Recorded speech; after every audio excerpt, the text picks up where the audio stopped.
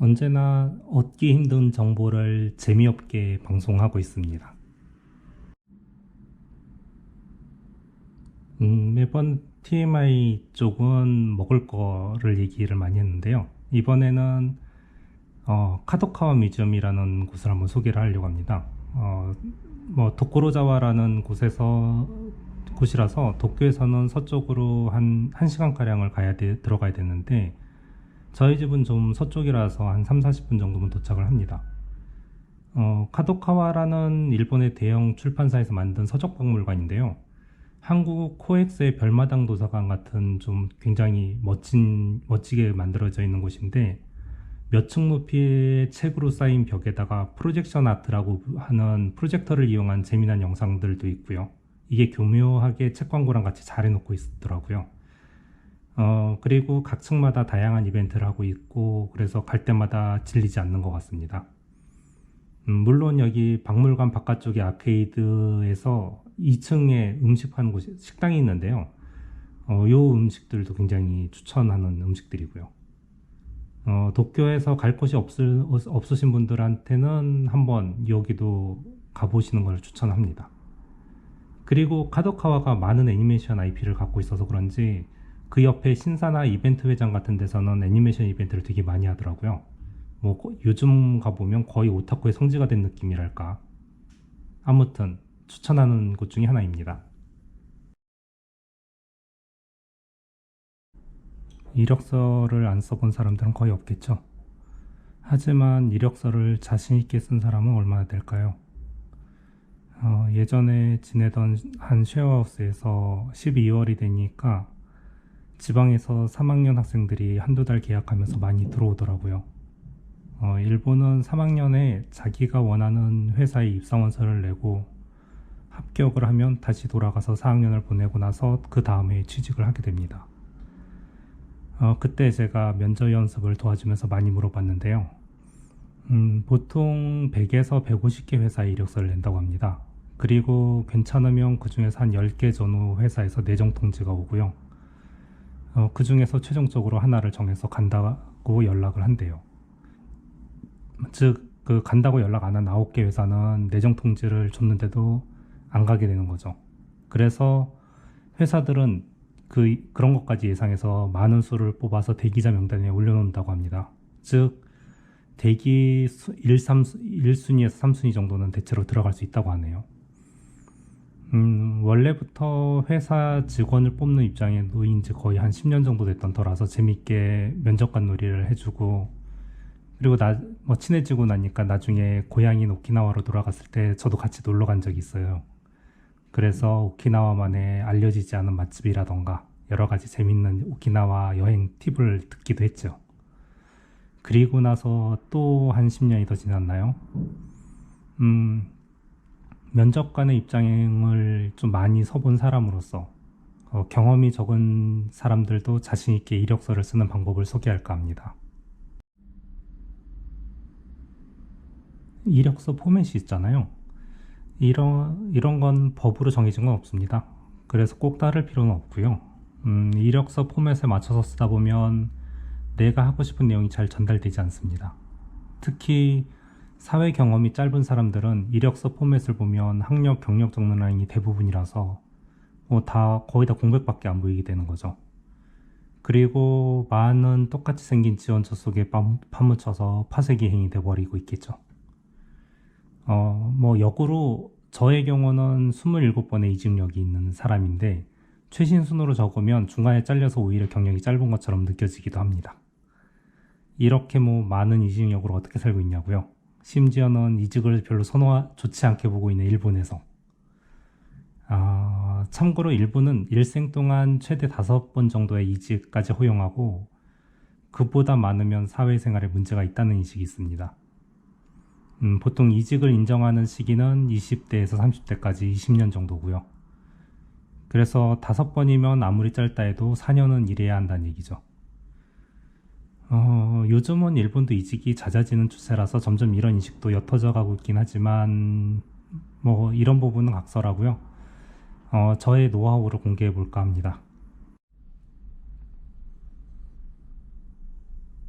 이력서를 남들처럼 쓰면 결국 눈여겨보지 않게 됩니다. 그 전에 이력서를 작성하기 전에 마음가짐이 제일 중요하다고 생각합니다. 회사에 내가 노예 계약을 하러 들어가는 게 아닙니다. 내가 얼마나 당당한지, 그리고 나와 회사의 동등한 계약에서 내가 무엇을 주고 회사에서 무엇을 받을 것인지를 알아야 하는 거죠. 내가 이 회사에서 얻을 게 많다면 나를 저렴하게 파는 게 좋습니다. 다른 것으로 얻을 수 있으니까요. 하지만 내가 이 회사에서 내 시간과 경험을 주기만 하고 받을 게 없다면 그만큼 나의 경험이 이 회사는 얼마나 필요로 할까를 금액에 녹여야겠죠. 혹시라도 회사에 들어갔는데 강압적이라고 생각하세요? 그럼 나오셔야죠. 가스라이팅 당하면 여러분들도 힘들고 회사도 시간적인 손해입니다. 그리고 회사가 가스라이팅 하는 게 아니라 우연히 그 회사에 당신의 상관이 그런 사람인 것을 만난 것 뿐입니다. 그러니 사람 운이 없었네 하고 빨리 박차고 나오는 것이 정답입니다. 빨리 재정비하고 다음을 준비하는 것을 추천하고요. 그 정도로 이력서에 흠이 생기지 않습니다.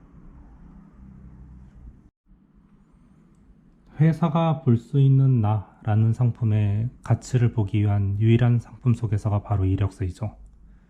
일종의 나라는 상품의 팜플렛입니다.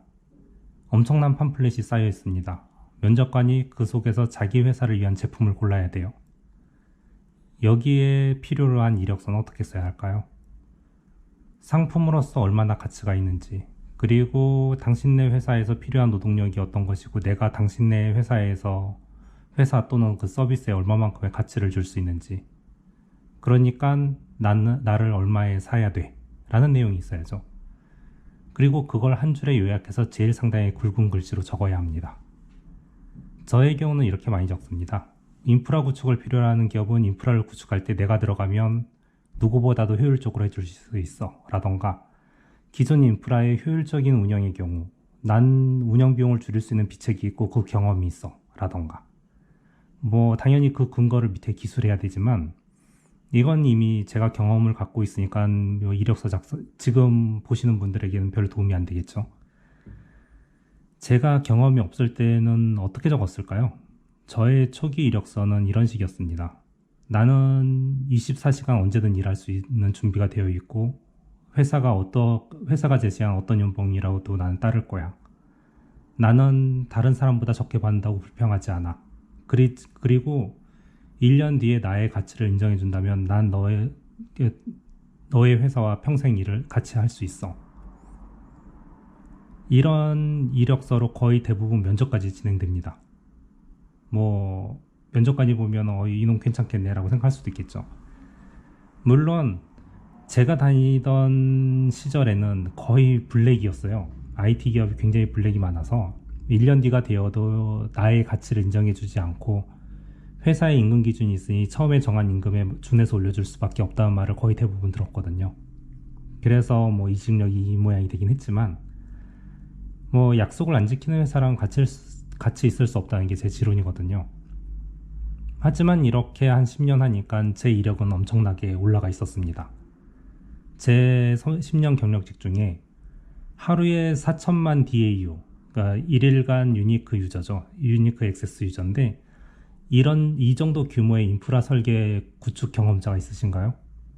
하루 300만 피지 결제 처리, 돈을 과금을 하는 거죠. 300만 이상의 과금 처리를 하는 서비스의 운영 경험자가 있나요?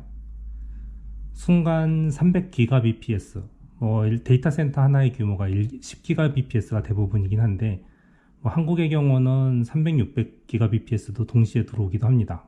정말 온라인 게임의 강국 같죠. 이런 트래픽의 분산 처리 경험자가 있나요?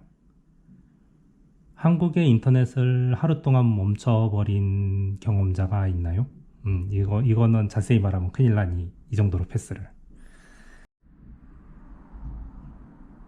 이제 다시 한번 여러분이 작성한 이력서를 한번 봐주세요. 당신의 상품으로서의 가치가 어떻게 적혀 있나요? 당신은 원하는 연봉의 금액과 당신이 적은 이력서 안의 스펙은 적정한 수준인가요? 경험이 부족하고 실력이 없다면 내가 실력을 쌓을 수 있는 곳에 헐값에 넘기면 됩니다. 그리고 거기에서 필요한 경험을 쌓고 나면 다시 나의 몸값을 올려버리면 되는 거죠. 나의 가치를 높게 인정 안 해주면 인정해주는 곳으로 이직하면 되는 것 뿐입니다. 그럼 자연히 자신의 몸값이 공정하게 평가되겠죠. 실력도 경력도 없는데 누구는 실력도 없으면서 얼마를 받는다 이러면서 좀 남을 욕하고 자신을 터무니없이 부풀려봤자 돌아오는 현실은 냉정할 뿐입니다. 물론 실력도 없이 운이 좋아서 좋은 연봉으로 들어간 사람도 있는 것은 맞습니다. 하지만 대부분의 기업들이 가성비가 나오지 않는 사람들은 빨리 도태를 시켜버리거든요. 만약 그렇게 실력이 없어 보이는 운이 좋은 사람이 오래 살아남았다. 그러면 당신이 그 사람을 능력 없다고 판단할 뿐이지 회사는 충분히 그 사람으로서 충분한 가치를 뽑고 있기 때문에 그 사람을 남긴 것이라고 보시면 됩니다. 보이는 부분만으로 사람을 판단하면 안 된다는 얘기죠.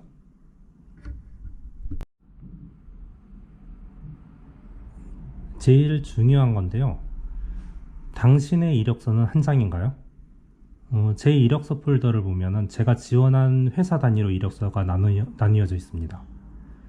저는 회사에 지원할 때 그 회사 홈페이지랑 뉴스 기사 그리고 현재 상황들을 보면서 내가 어떠한 위치에서 어떤 역할을 할 거라는 상상하에 이력서를 씁니다.